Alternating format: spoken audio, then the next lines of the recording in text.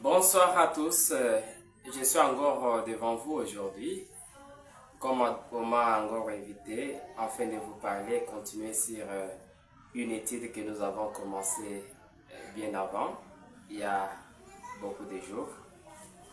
En fait, cette étude que nous sommes en train de faire, c'est une étude biblique. Je salue en passant tous ceux qui nous suivent de loin ou de près, tous ceux qui m'ont posé des questions, tous ceux qui m'ont félicité, tous ceux qui m'ont encouragé.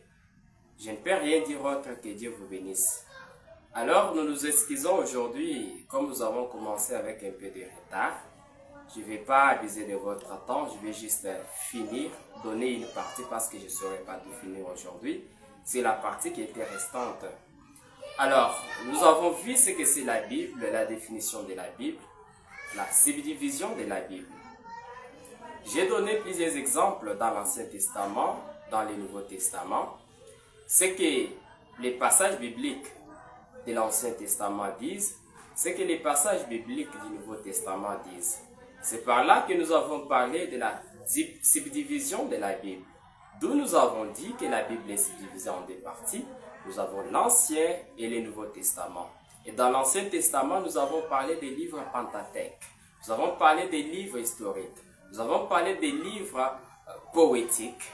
Nous avons parlé des livres prophétiques, etc.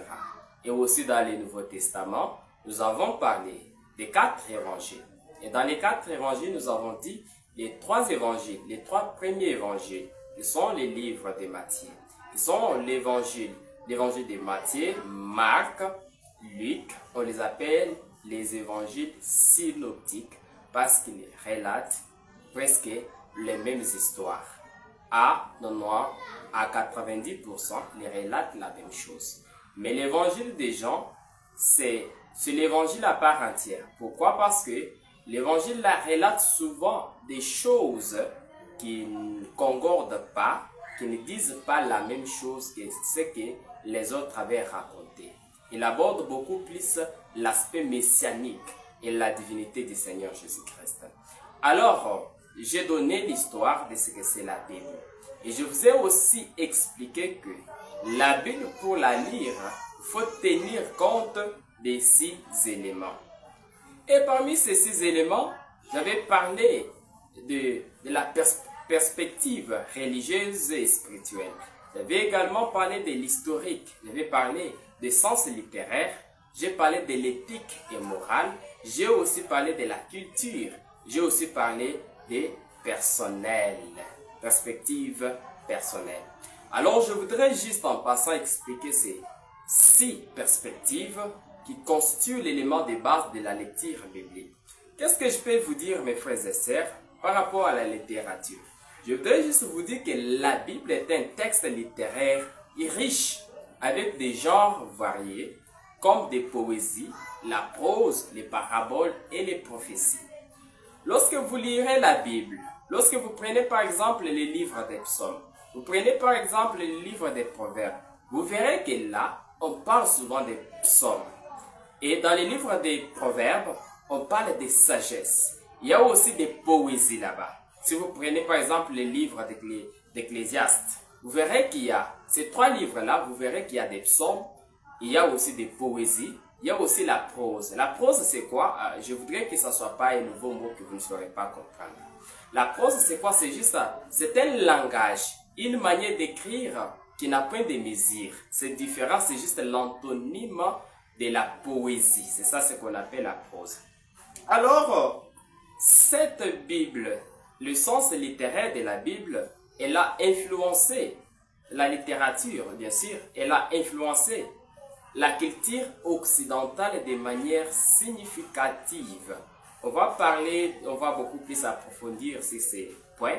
Quand on va parler, on va aborder les points sur comment lire la Bible. Alors, il y a encore le sens ou la perspective religieuse et spirituelle.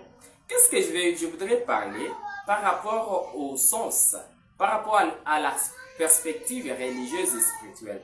Je voudrais tout simplement vous dire que pour les croyants, la Bible est la parole de Dieu, offrant des enseignements moraux, spirituels spirituelle et éthique. Elle guide la vie de foi, la prière et la relation avec Dieu. Je voudrais juste, mes frères et sœurs, vous expliquer ceci. Aujourd'hui, vous m'excuserez bien sûr parce que je suis un peu plus rapide, mais je vais parler d'une manière concise afin que vous puissiez bien me saisir. Lorsque vous lisez la Bible, il faut tenir compte du sens, de la perspective religieuse et spirituelle. En lisant la Bible, vous devez d'abord comprendre que la Bible contient au moins des enseignements moraux, des enseignements spirituels. Donc, la Bible a des applications d'abord. Nous avons une application morale et une application spirituelle.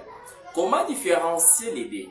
Par exemple, vous verrez que quelqu'un ne prie pas, c'est un bon garçon, c'est une très bonne fille, qui ne vole pas, qui ne triche pas à l'école. Cela ne veut pas dire qu'il est ou qu'elle est spirituelle. C'est juste ça, la morale. On lui a appris chez elle à la maison qu'il ne faut pas voler, qu'il ne faut pas mentir, qu'il ne faut pas tricher. Mais la Bible ne s'arrête pas à ce niveau. C'est pour cette raison, lorsque vous prenez par exemple les 10 commandements n'ont pas seulement une application spirituelle. Parce que les 5 commandements, 4 commandements s'appliquent d'abord avec vis-à-vis d'une relation entre une personne et son Dieu, et les 6 autres entre une personne et son prochain. Lorsque vous prenez souvent les 10 commandements, n'ont pas seulement une application spirituelle. Vous me direz, frère Daniel, pourquoi ça? C'est tout simplement